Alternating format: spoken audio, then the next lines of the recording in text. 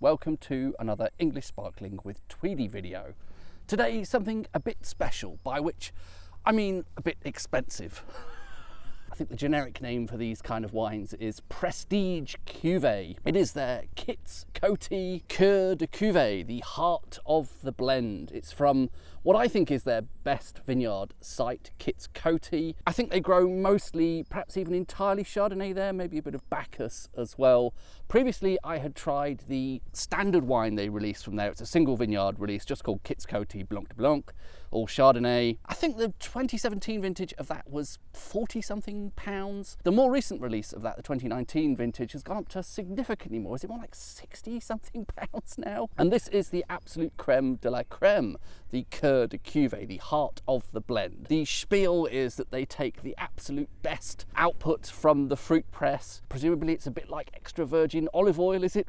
The very first pressing is the best and the second you're having to work harder to get the oil out, something like that. And I think they do a few other things in the vinification and aging and so on of this differently as well. And it's bloody expensive. This retails for, I think the cheapest you can find this online, this is the 2016 vintage currently, is £120 a bottle. As it happens, and this also works as a useful disclaimer, I am a shareholder of Chapel Down.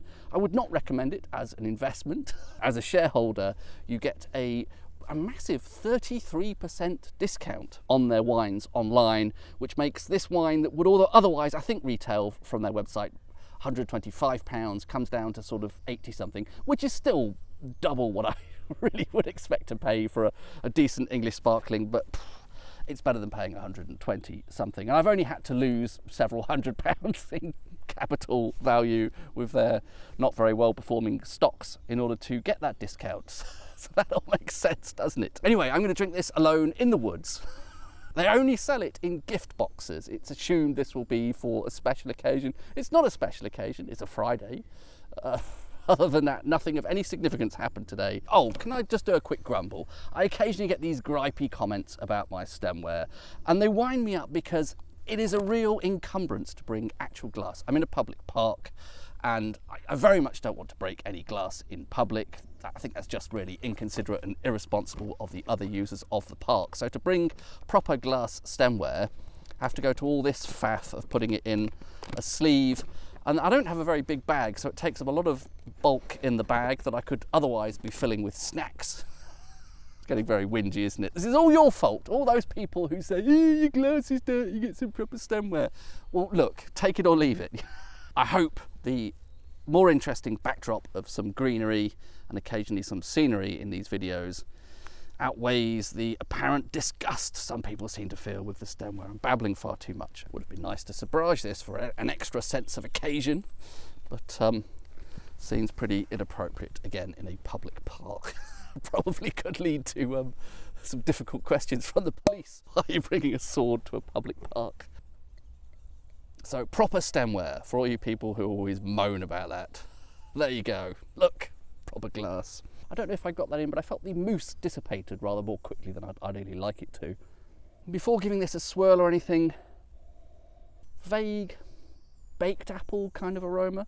Not quite as intense as I would like it to be from the first moment there. Okay, with a bit of a swirl, this is coming more into familiar territory, and the apple definitely has become immediately more intense with that bit of aeration. So it is a lovely condensed expression of apple, and I think it is sort of baked apple, but there is still some freshness, if that makes sense. Half-baked apple, part-baked apple. It has some of those creamy pastry-ish notes, I suppose, of an apple pie, but there is also still a sense of fresh green apple as well. Yeah, pastry with a sort of brown sugar crust almost. There's a slight whiff of something like brown sugar, a short crust pastry, I would say, if you're interested. I don't think we're talking flaky pastry here. A short crust apple pie, but, you know, quite a sophisticated one. But there is more going on here as well. Slightly odd background aroma there that I can't quite put my finger on. Sort of more like apple skin, kind of Bramley apple, the skin from cooking apples. The background there, yeah, the peel from Bramley apples, yeah. Interesting. As a separate note, it sort of comes and goes a bit with that more fresher slash baked slash more intense more lively apple. It's almost veering slightly potatoey. That note of Bramley apple skin is almost a tiny bit like potato skins as well. You know how the French call potatoes pomme de terre? It's a little bit less immediately inviting than I remember it from previous vintages, if I'm honest. That sort of veering potato skin note is not particularly great, but perhaps I'll learn to love it.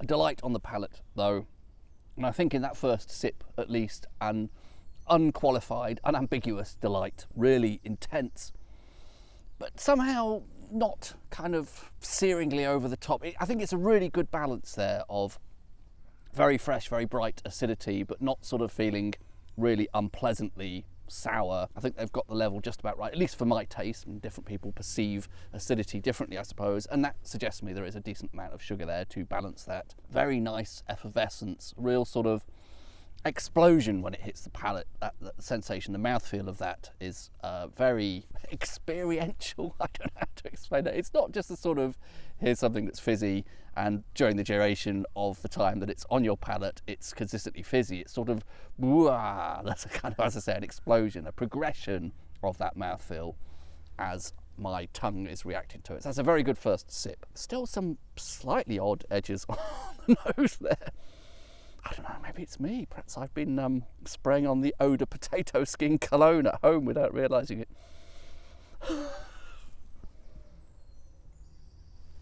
Drier on that second sip, I would say. I was getting a lovely kind of sweet and sour thing on the first sip. Second sip, more of a sort of drier, kind of veering towards sort of mineral water kind of sensation. And I suppose that's telling me there are some mineral notes here. I don't remember that from previous Coty wines, but it's near the North Downs, so perhaps there's some chalky soil there. Even more minerality on that third sip.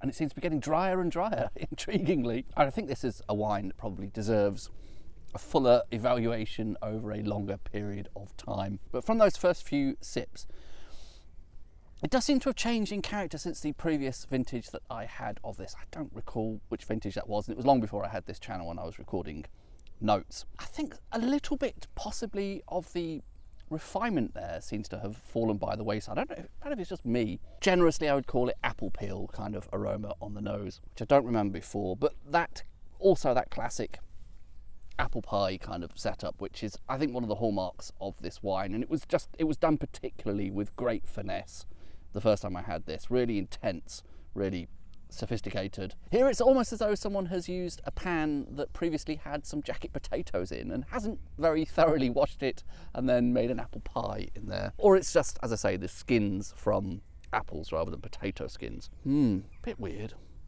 But the rest of it I liked. Is this a wine worth its hefty price tag? Probably not, to most people. These prestige cuvées are always aimed at people who have more money than sense.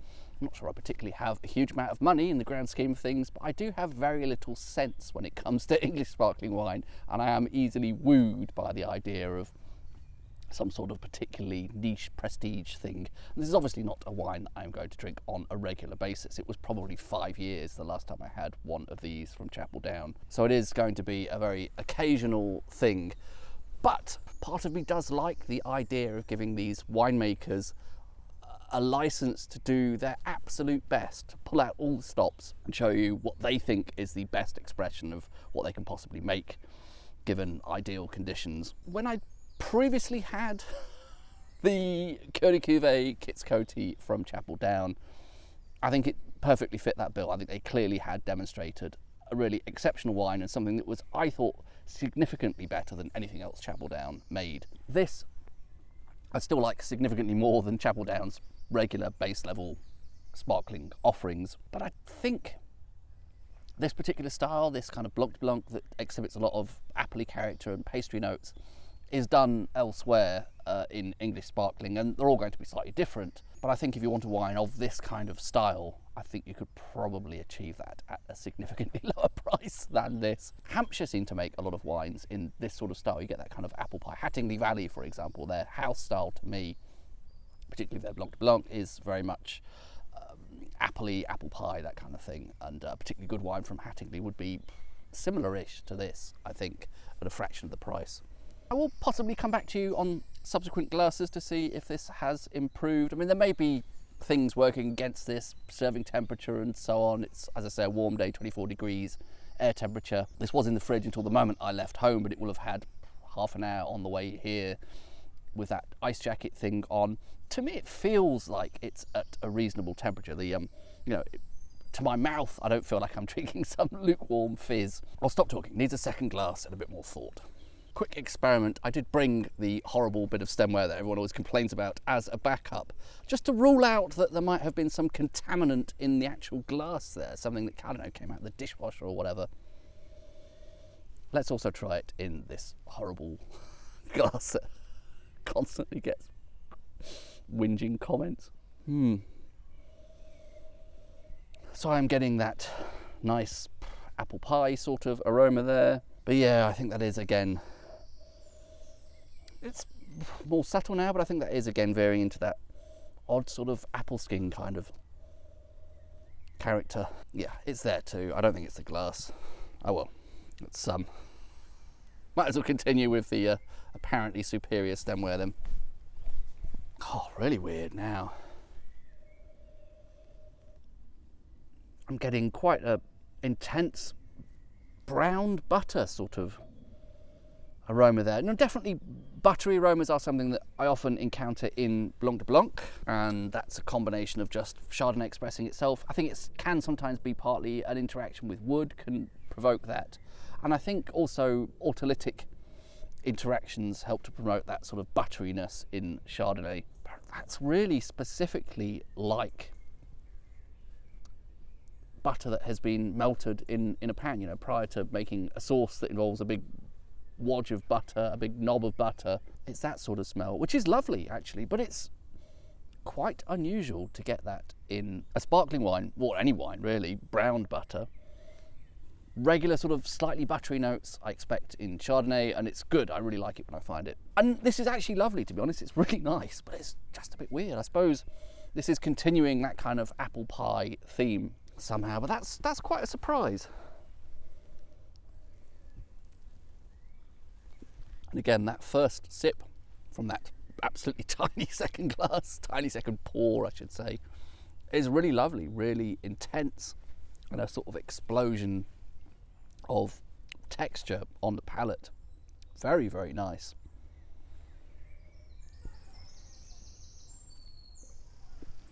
But then after that, subsequent sips seems to go a bit drier. And that wouldn't necessarily be a bad thing if I was just experiencing that sort of dry mineral kind of character. That would be a nice style in its own right, but it's slightly strange how just that first sip has all that kind of fruit intensity. I think there's definitely a lot more fruit on the first sip, and then beyond that it does seem to change somewhat. Well, it's definitely not boring, I would say. It's Coty Coeur de Cuvée.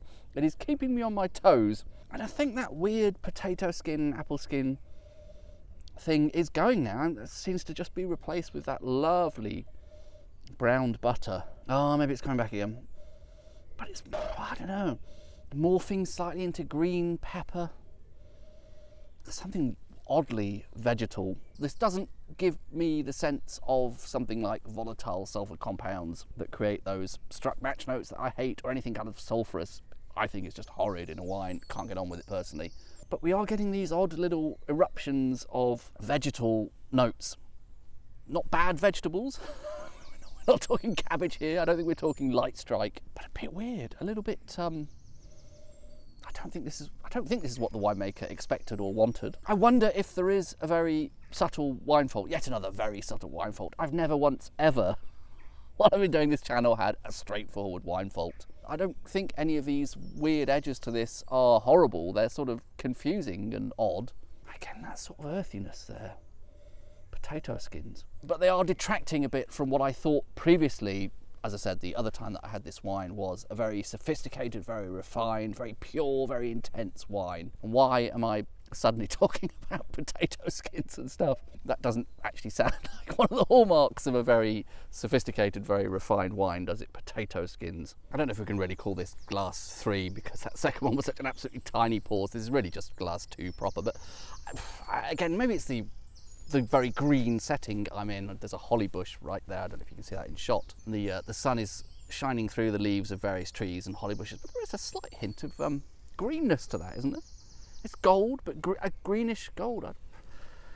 Perhaps it's just my eyes playing tricks on me. Obviously, if I hold it up to the holly there, it is going to be greenish. Now I would say I'm getting more of that very nice pastry with a little bit of caramelized sugar, brown sugar, a sugar encrusted pastry crust on the nose. I really like that very, very much. Definitely a sign of refinement there. But then every now and again the potato skins want to sort of poke their nose in. It is the wine equivalent of a roller coaster ride. I would like to use more colourful language here, but this is YouTube. And 1 minute I'm having the heady heights of pastry and very intense apple refinement, and then the next minute back with the potato skins. Really weird. As I say, at least it's keeping me entertained. I'm definitely enjoying the highs there, enjoying the good bits, confused by some of the troughs a bit. Weird. I should probably provide some sort of summary here, shouldn't I, of what I think about this. It doesn't seem quite right. I suppose the volatility is what I have an issue with. It seems so changeable from one sip to the next or one nose to the next. I'm inclined towards thinking this has some kind of subtle wine fault. There are myriad wine faults, from your light strike and your classic TCA cork taint to volatile sulfur compounds and Brettanomyces, lactobacillus, one very rarely talked about. I've no idea. What would make a wine oddly vegetal, I suppose, is what's happening as an overall summary here. Sort of potato skins and stuff. A bit weird. But there you go. It's all part of the fun of this. When I had this before, as I say, of a different vintage, I thought it was very sophisticated, very refined, really quite special. Even then, whether it was worth £100 thereabouts, as it was back in the day, I don't know. It was good. Better than anything else Chapel Down were doing at that time, but whether it was £100 good even back then in that perfect condition, I don't know. This very hard to endorse. But there you go. That's wine for you. It can be something of a cruel mistress, can't it? I ordered a gift box because you can't buy anything other than a bloody gift box from Chapel Down for the more expensive wines. I just wanted one bottle of this, really. That was all I wanted. But I ended up buying this plus the non-Coeur de Cuvée kits Coty, if that weird string of syllables actually means anything to anyone listening. The slightly less prestige version of wine from the same vineyard. It's of a different vintage, so I'll try that another day. And the last time I had a regular Kits Coty, not the Coeur de Cuvée, that was pretty good. I thought, again, different vintage. Who knows what's changed in the interim. So maybe that's still something worth getting because the price is somewhat lower, although not as low as it used to be. Babbled far too much, haven't I? Given myself a lot of extra work to do when it comes to editing this. But yeah, that doesn't seem like it was quite right, this particular bottle. I'm having a very nice time in the woods here, even if the wine isn't exactly in tip-top condition. Cheers. This